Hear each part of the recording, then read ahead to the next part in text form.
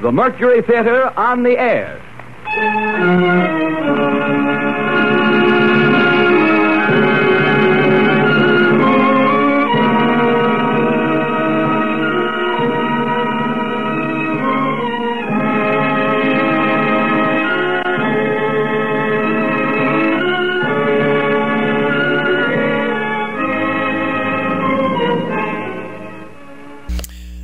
The 21st Century Mercury Theater presents Little Known Facts.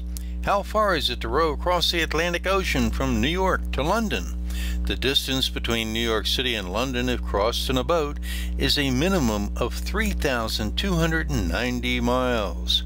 Allowing for storms, rough seas, changing currents, and dodging unexpected icebergs could stretch out that trip a bit. Now, in the event someone decided to try rowing across from New York towards Europe, that journey might prosper from a fall hurricane blowing hard from North America towards Europe and shorten the trip in time while providing needed relief to the oarsmen. It is unlikely that a woman would be inclined to endeavor to make such a voyage for several reasons. One would be we would have to refer to her as an oarswoman, which might not sound all that delicate and cause confusion as to what her occupation might be.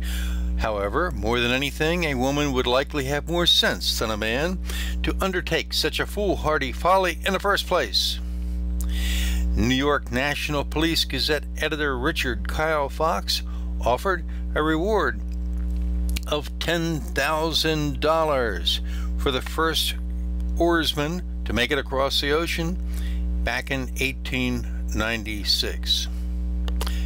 Now, how long would a slow boat to China really take?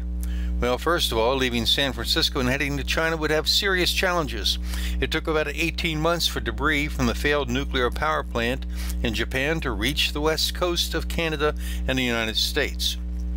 Note that the debris traveled in a westerly direction, thus indicating that a slow boat to China would have to be powered either by a motor, oars, or sails.